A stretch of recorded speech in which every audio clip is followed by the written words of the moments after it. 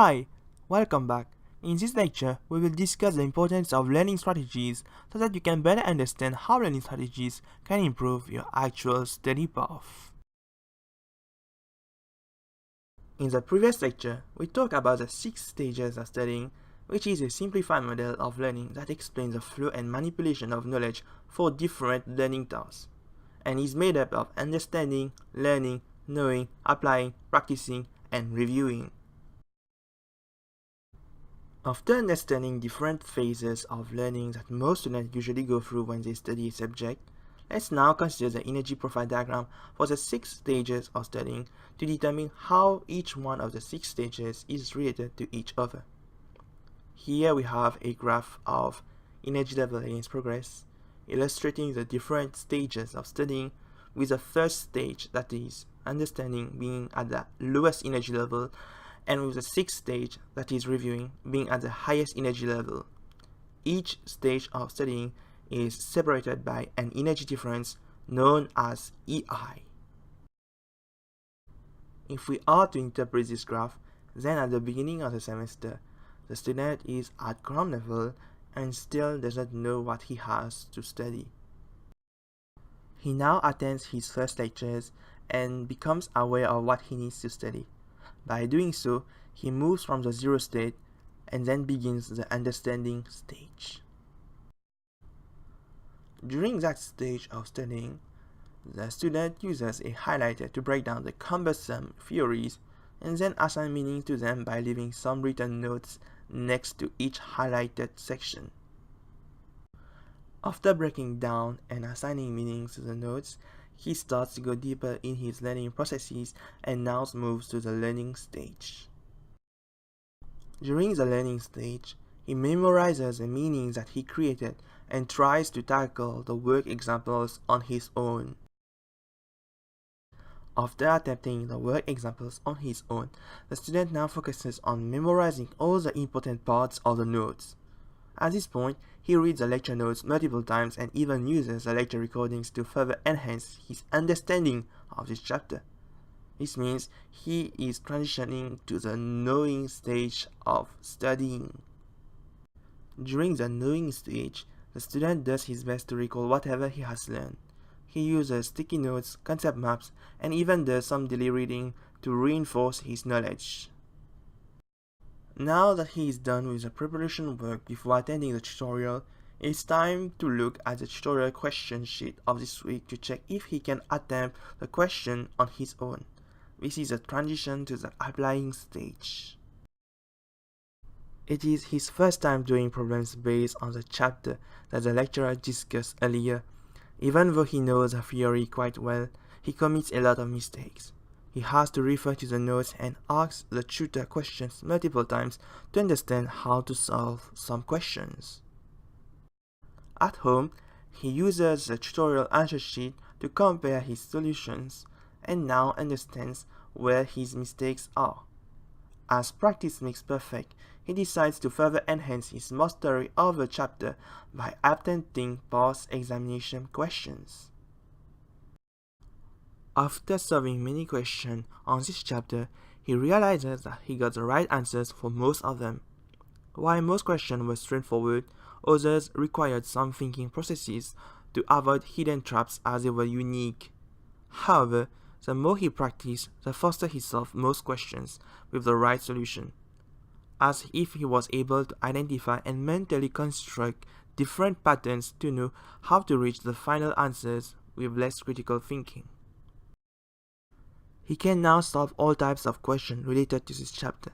He tries to compare his work solution to the ones provided in the tutorial answer sheet to see if he did not miss any important steps in his calculations.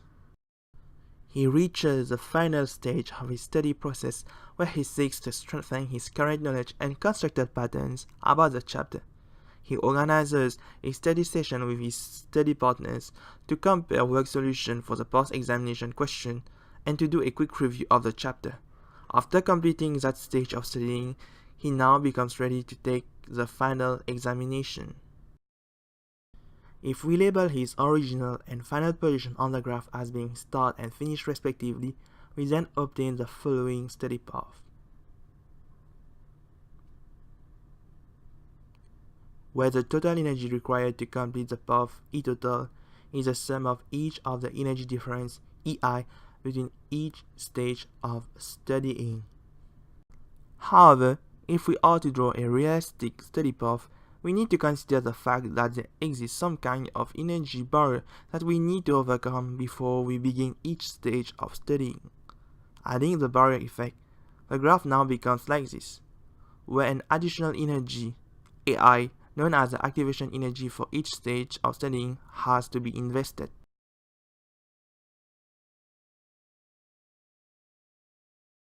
If we are to draw the new study path, then we get the following track, where an amount of energy equivalent to EI and AI needs to be invested to complete each one of the 6 stages of studying. Hence, the length of the study path is dependent on both EI and AI. You are probably asking yourself now, what is the significance of both EI and AI? Starting with EI, the energy difference between each stage of studying is dependent on both the performance of each learning process and the quality of the work produced. For example, let's suppose that you were feeling a bit sleepy when you attended your 8 a.m. lecture, so you did not properly listen to what the lecturer was saying during the class. It's evident that you would miss some important information that the lecturer discussed from the slide. Hence, to make up for it, you spend 1 whole hour watching the lecture recordings. This means you invested more time and effort on learning something that you could have learned in the lecture theater itself. Your learning was therefore inefficient, and this is how the energy to progress to the next stage of studying, for example doing a set of tutorial questions on this chapter, was higher than it should be. Then we have the activation energy AI, which is related to the conscious effort of adapting to a new learning environment or system. For example, when you look at your lecture notes, there's so much information given to you that you don't even understand what to study for your assessment or examination. You try to learn the lecture notes by reading a textbook, which you later find not to be related at all to the lecture content. You then attempt to do a summary of the notes on your laptop to better understand what has been discussed in the lecture, but it's again a failure. Unfortunately, other methods also do not work, which then results in an endless loop of confusion and failure. Your activation energy consequently becomes very large, as you cannot find the right way to study for the subject. Earlier, we learned that a study path is dependent on both EI and AI. Hence, as both EI and AI vary per subject, then multiple study paths of different length exist. This means the smaller the magnitude of both EI and AI, then the shorter is the study path. Conversely, the larger the magnitude of both EI and AI, the longer is the study path. If we are to diagrammatically represent this, then we will have a starting and a finishing point with the shortest study path, that is with the smallest EI and AI as being the best path, and the longest study path, that is with the largest EI and AI as being the worst path. Technically speaking, a study path can never reach extreme maximum or minimum values of both EI and AI, so we have a path known as the actual path, whose length lies between that of the best and the worst path. The actual path adds up to produce 3 theoretically possible study paths per single subject. Another way of looking at those 3 different paths is that our expectation, for example, getting H1 in all our university subjects, differ greatly from the reality where we can hardly score an 80 over 100. If we are unfortunate, we may end up taking the worst path and consequently act like this. Now that you are aware of the existence of the best, worst, and actual path, it's your responsibility to shorten your study path as much as possible.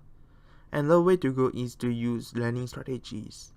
In future lectures, we will discuss how learning strategies can help you to better organize and plan your work, track your study progress, reflect about your performance and self-improve, build a stable learning environment, And lastly, adapt to different learning conditions. Now that we have reached the end of this lecture, you should be aware of the existence of study path that is formed when you complete the 6 stages of studying. Basically, a study path is dependent on first the energy difference between each stage of studying and second the activation energy. More importantly, you must understand that there are 3 different paths for a subject, namely the best, the worst, and the actual path. Learning strategies will help you shorten your actual study path to the best study path. That was all for today. Thank you for your attention. I will leave you with GIFs that will inspire you to work harder and faster. Bye!